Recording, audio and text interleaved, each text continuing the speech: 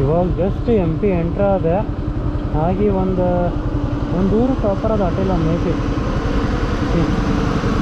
ಏನು ಗುರು ಇದು ಮಧ್ಯಪ್ರದೇಶ. ಅಕ್ಕ ಮ್ಯಾಗಿಂದ ಮ್ಯಾಗ ಕೆಳಗಿಂದ ಕೆಳಗೆಲ್ಲ ಕಿತ್ಕೊಂಡ ಬಂದೈತೆ ಅದು ಗಾಡಿದು.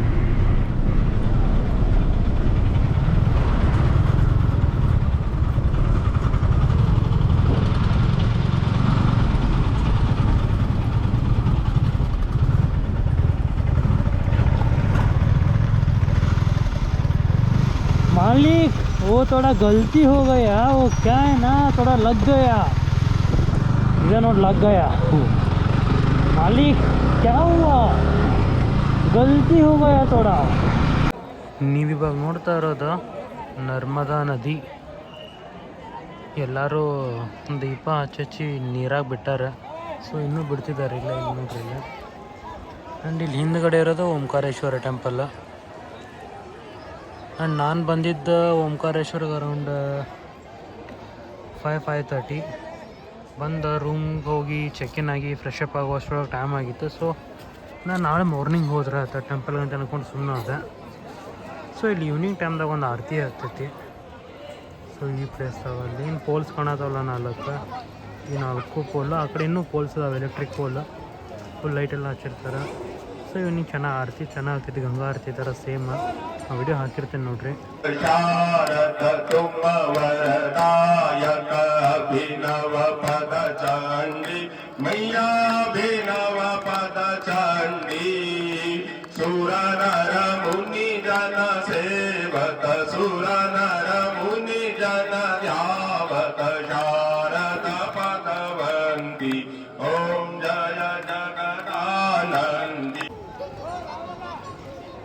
ಆ್ಯಂಡ್ ಇವತ್ತಿಗೆ ಈ ದಿನ ಇಲ್ಲೇ ಮುಗಿತೈತೆ ಅನ್ಕೊತೇನೆ.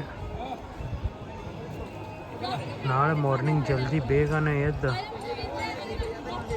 ಓಂಕಾರೇಶ್ವರ ದರ್ಶನ ತೊಗೋಬೇಕಂತ ಅಂದ್ಕೊಂಡೇನಿ. ಸೊ ಬೆಳಿಗ್ಗೆ ಜಲ್ದಿ ಬರ್ಬೇಕು ನಾಳೆ.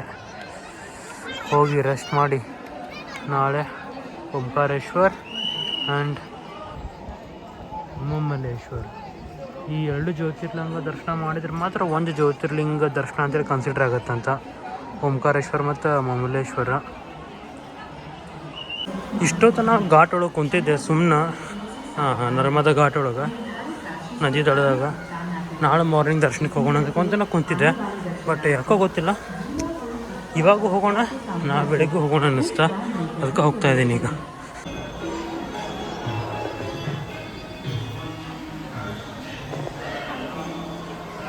ಆಗಲೇ ಗಾಡ್ದಾಗ ದೀಪ ಹಚ್ಚೋದು ಬಿಡೋದು ಜನ ಎಷ್ಟಿದ್ರು. ನೀರು ಕೂಡ ಮೇಲಿತ್ತು. ಆಲ್ಮೋಸ್ಟ್ ಒಂದು 2-3 ಫೀಟ್ ಡೌನ್ ಹೋಯ್ತು ಅನ್ಸುತ್ತೆ. 2-3 ಫೀಟ್ ಹೆಚ್ಚಿಗೆ ಹೋಗೈತೆ.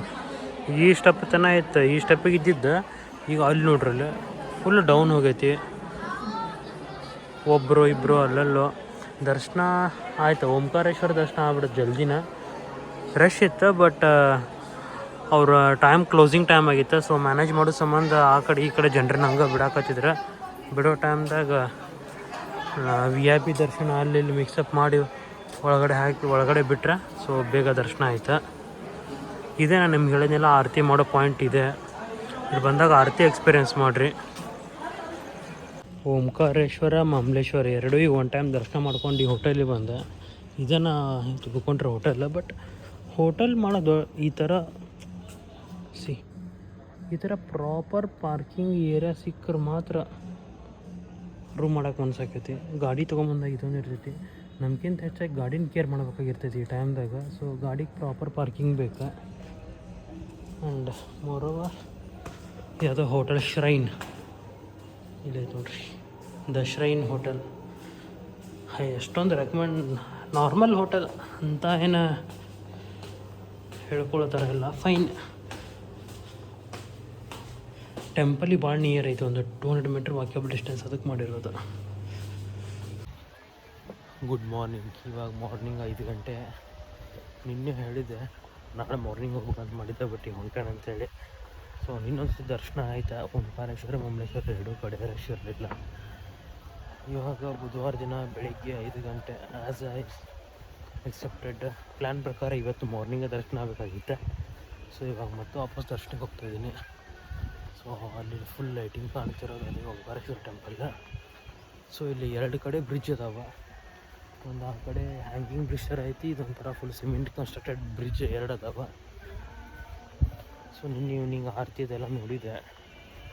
ಸೊ ಇವಾಗ ಮೊದಲ ದರ್ಶನ ಮಾಡೋಣ. ಬ್ರಿಡ್ಜ್ ಮೇಲೆ ಮಾತ್ರ ಒಳಗಡೆ ಎಂಟ್ರ್ ಆದಮೇಲೆ ನಿಮಗೆ ಬೋನಿ ಮಾಡ್ರಿ ಅಣ್ಣ 5 ರೂಪಾಯಿ 10 ರೂಪಾಯಿ ಅಂತ ಹೇಳ್ತಾರೆ ಹೂವಿಂದು ಬುಟ್ಟಿ. ಏನು ಸ್ಕ್ಯಾಮ್ ಅಂತ ಗೊತ್ತಿಲ್ಲ, ನಾನು ಇನ್ನೂ ತೊಗೊಂಡಿಲ್ಲ, ಟ್ರೈ ಮಾಡಿಲ್ಲ. ಸೊ ಟೆಂಪಲ್ ಹತ್ರೆಲ್ಲ ತೊಗೊಂಡು ಸುಮ್ಮನಾಗೀನಿ.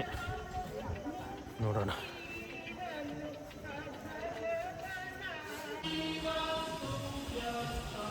ಮಾರ್ನಿಂಗ್ ನೀವು 4:30 ಹಂಗೆಲ್ಲ ಅಲ್ಲಿ ಬಂದು ಲೈನಿಗೆ ನಿಂತೀರ ಅಂದರೆ 5 o'clock ತನಕ ಬಂದ್ರೆ ಏನು ರಶ್ ಇರೋದಿಲ್ಲ. ಆ್ಯಂಡ್ ಯಾರಾದರೂ ಲೈಕ್ ಬೇಗ ದರ್ಶನ ಮಾಡ್ಬೇಕಂದ್ರೆ ಓಂಕಾರೇಶ್ವರದ ಅಫಿಷಿಯಲ್ ವೆಬ್ಸೈಟ್ ಐತಿ, ಅಲ್ಲಿ ಪರ್ ಪರ್ಸನ್ 10 ರೂಪೀಸ್ ಟಿಕೆಟ್ ತೊಗೊತಾರೆ, VIP ಎಂಟ್ರಿ ಆ ಥರ. ಸೊ ಅಲ್ಲಿ ಬುಕ್ ಮಾಡ್ಕೋಬೋದು. ಅಲ್ಲಿ ನಿಮಗೆ ಒರಿಜಿನಲ್ ಆಧಾರ್ ಕಾರ್ಡ್ ಬೇಕಾಗುತ್ತೆ ಟಿಕೆಟ್ ಕಲೆಕ್ಟ್ ಮಾಡೋಕ್ಕೆ. ಆ್ಯಂಡ್ ಅದು ಬೇಗ ದರ್ಶನ ಆಕೈತೆ, 10 ನಿಮಿಷ ಆಕೈತೆ ಅಂತ. ಬಟ್ ಇಷ್ಟೊತ್ತನೇ ಮಾರ್ನಿಂಗ್ ನಾವು ಬಂದರೆ ನೀವು ಇಲ್ಲಿ ನೋಡ್ಬೋದು ಫುಲ್ ಖಾಲಿನೇ ಐತಿ, ಏನು ಲೇಟ್ ಆಗೋದಿಲ್ಲ. ಮಾರ್ನಿಂಗ್ 5 ಗಂಟೆ ಆಗಿದ್ದರಿಂದ ಭಾಳ ಜನ ಇರಲಿಲ್ಲ. ಒಂದು 10 ನಿಮಿಷದಾಗ ದರ್ಶನ ಆಯಿತು. ದರ್ಶನ ಮುಗಿಸ್ಕೊಂಡು ಅಲ್ಲಿಂದ ಮತ್ತು ಓಂಕಾರೇಶ್ವರದಿಂದ ಮಮಲೇಶ್ವರ ಟೆಂಪಲ್ ಬ್ರಿಡ್ಜ್ ದಾಟಿ ಬರಬೇಕು. ಸೊ ಬ್ರಿಡ್ಜ್ ದಾಟಿ ಹೋಗಿ ಮಮಲೇಶ್ವರದ ದರ್ಶನ ಮುಗಿಸ್ಕೊಂಡು ಆಚೆ ಬಂದೆ. ಸ್ವಲ್ಪ ಬೆಳಕಾಗಿತ್ತು ಆಲ್ರೆಡಿ. ಒಂದು 10 ನಿಮಿಷ ಅಲ್ಲೇ ಕೂತ್ಕೊಂಡೆ ಟೆಂಪಲ್ ಅಲ್ಲಿ ಘಾಟ್ ಒಳಗಡೆ. ಆಮೇಲೆ ಟಿಫನ್ ಮಾಡಿ ಬಂದು ಕುಂತಿದ್ದೆ. ಬೋಟ್ ರೈಡ್ ಕಾಣುತ್ತೆ, ನಾನು ಬೋಟ್ ರೈಡಿಗೆ ಬಂದೆ.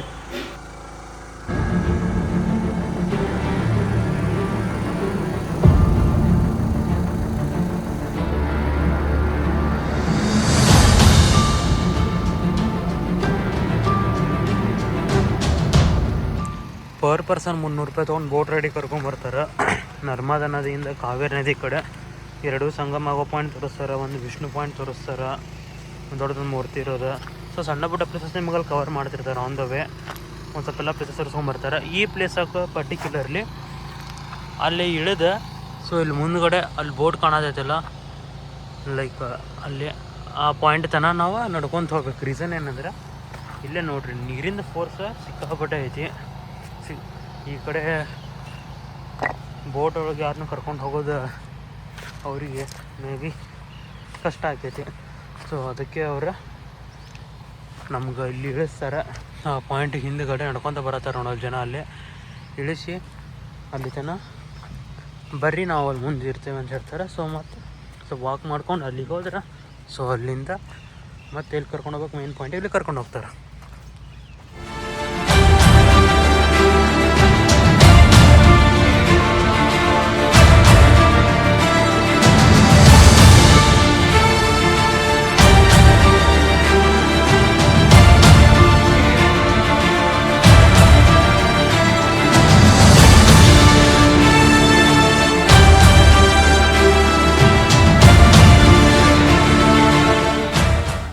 ಇವಾಗ ನೀವು ನೋಡ್ತಾ ಇರೋದು ಓಂಕಾರೇಶ್ವರ ಟೆಂಪಲ್ ಇರೋ ದಡ. ಆ ದಡದಿಂದ ನಾವೀಗ ಹೋಗ್ತಿರೋದು ಮಮಲೇಶ್ವರ ಟೆಂಪಲ್ ಇರೋ ಇನ್ನೊಂದು ದಡಕ್ಕೆ. ಸೊ ಇಷ್ಟಕ್ಕೆ ಈ ಬೋಟ್ನವರು 50 ರೂಪಾಯಿ ಚಾರ್ಜ್ ಮಾಡ್ತಾರೆ. ಅದೆಷ್ಟು ಫೇರ್ ಇನಫ್ ಅಂತ ಗೊತ್ತಿಲ್ಲ, ಬಟ್ 50 ರೂಪಾಯಿ ಅಂತೂ ಇವ್ರು ಚಾರ್ಜ್ ಮಾಡ್ತಾರೆ.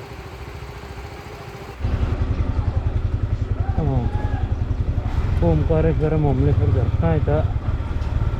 ಒಂದು ಬೋಟ್ ರೈಡ್ ತೋರಿಸಿದ್ದೆಲ್ಲ ಆ ರೀತಿ ಬೋಟ್ ರೈಡ್ ಹೋಗಿ ಗುಡ್, ಒಂದು ಒಳ್ಳೆ ಎಕ್ಸ್ಪೀರಿಯೆನ್ಸ್ ಆಯಿತು. ಆ್ಯಂಡ್ ನಾವು ಇವಾಗ ಹೊರಡೋದು ಸೀದಾ ಉಜ್ಜಯಿನಿ. ಇಲ್ಲಿಂದ ಸೊ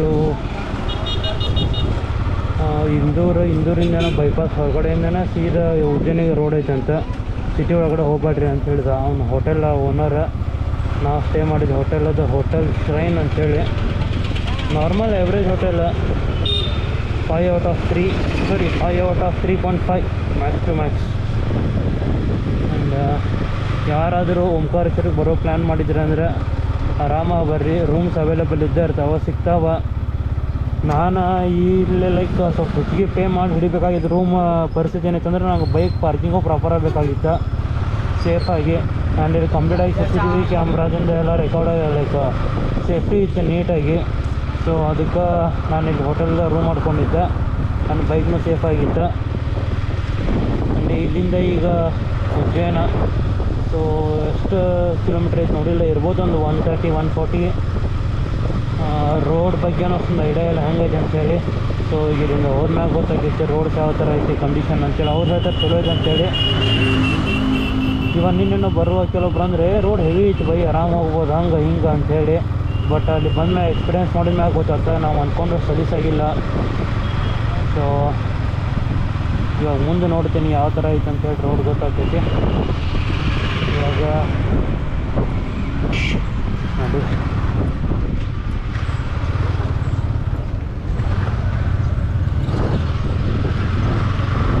ಸೊ ನಾನು ಹಿಂಗೆ ಬಂದಿದ್ದ ರೂಟ್ ಇದೆ, ಹಂಗೆ ಬಂದಿದ್ದು ಹಂಗೆ ಹೊಂಟೈತಿ ಒಂದು ಫಸ್ಟ್ ಚಲೋ ಚಲ್ತೆ